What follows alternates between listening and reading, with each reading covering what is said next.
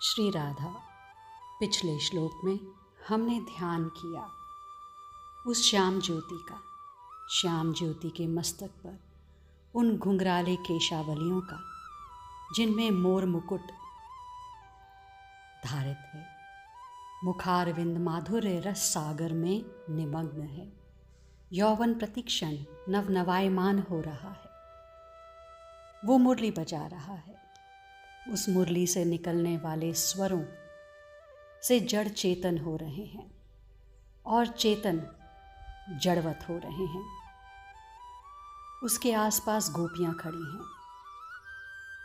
गोपियां अपने हृदय रूपी सरोवर में खिले 2 कमल पुष्प उरोज को लेकर इसकी आराधना कर रही हैं। ऐसा अत्यंत अद्भुत श्याम ज्योति का दर्शन बिल्वमंगल ठाकुर जी ने हमें कराया। आज के श्लोक में प्रार्थना है। ये प्रार्थना है अपने प्यारे से, और क्या अद्भुत प्रार्थना है। याद रहे, प्रार्थना बहुत बड़ी साधना है। जो काम करने से नहीं बनते वो काम प्रार्थना से बन जाते हैं।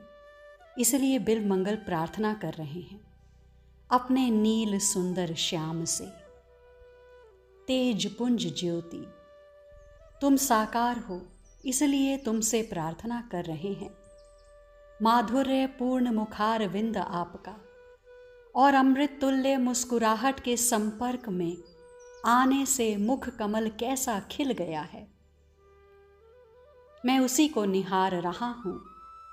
आपके घुंघराले केश पाश में मोर पंख लगे हैं। उससे आपके केशों की भी विशेष शोभा हो रही है। आहा, आपके नयन विशाल हैं। आपके नेत्रों से अमृत बरसता है। इन सुधावर्षी नेत्रों को मेरे चित्त में विराजमान कर दो ना। मेरा चित्त विषय विष का भोगी बन गया है। जैसे किसी पशु को मांस का लाभ लग जाए, वो उसी के पीछे पड़ जाता है। ऐसा लोभ लग जाता है उसकी जीवा को मांस का।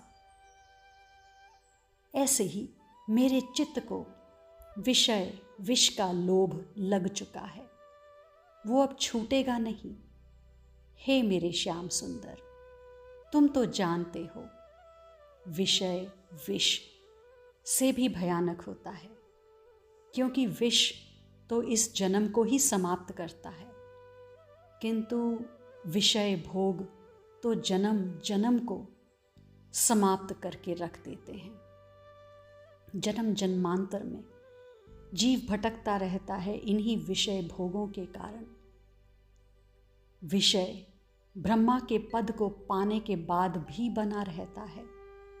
हे श्याम घन, मेरे चित्त से इस विषय वासना को हटाने का कोई उपाय मुझे तो नहीं सूझता। मैंने देख लिया, ज्ञान से योग से किसी से नहीं होता। विषय चित्त में प्रवेश कर चुका है। अब क्या करूं समझ में नहीं आ रहा था। अब आया है समझ में कि तुम्हारे ये विशाल सुंदर नयन जो अद्भुत प्रेम से भरे हैं, यही मेरे चित्त को प्रकाशित करते रहें। बिल्वमंगल जी कहते हैं, इन नयनों में अद्भुत आकर्षण है, तेज है। वो तेज प्रेम का है, स्नेह करुणा का है। ये नयन जहाँ टिक जाएंगे वह जगह प्रकाशित हो जाएगी। हे मेरे श्याम सुंदर, आपके नयन रस से भरे हैं। रसीले नयन हैं, रस से छल छलाते हैं। तो क्यों ना नयन अवतार हो और वो अवतार मेरे चित्त में हो। फिर देखना कैसे ये विषय वासना, ये विषय विष की और भागता है। नहीं भाग पाएगा प्यारे, विषय विष की ओर फिर मेरा चित्त नहीं भाग पाएगा। बस ऐसी ही प्रार्थना है मेरी यही प्रार्थना है। मोहन नैना आपके नौका के आकार, जो जन इनमें बस गए हो गए भव से पार। बिल मंगल जी की ये प्रार्थना है। सुंदर प्रार्थना है ना? आइए हम भी मिलकर यही प्रार्थना करें श्याम सुंदर से, और यह सब कुछ हम श्रवण कर पा रहे हैं लाडली जू की कृपा से।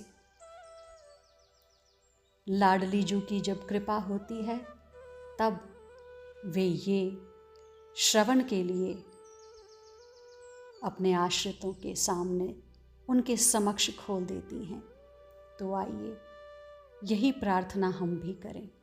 मधुरतर स्मितामृत विमुग्ध मुखाम्बुरुह, मद शिखी पिछ लांछित मनोज्ञ कच प्रचयम, विषय विषामिष ग्रसन गृध्नुनि चेतासि में, विपुल विलोचनम किमपि धाम चक्षातु चिरम। आज के लिए इतना ही। शेष आगे। श्री राधा।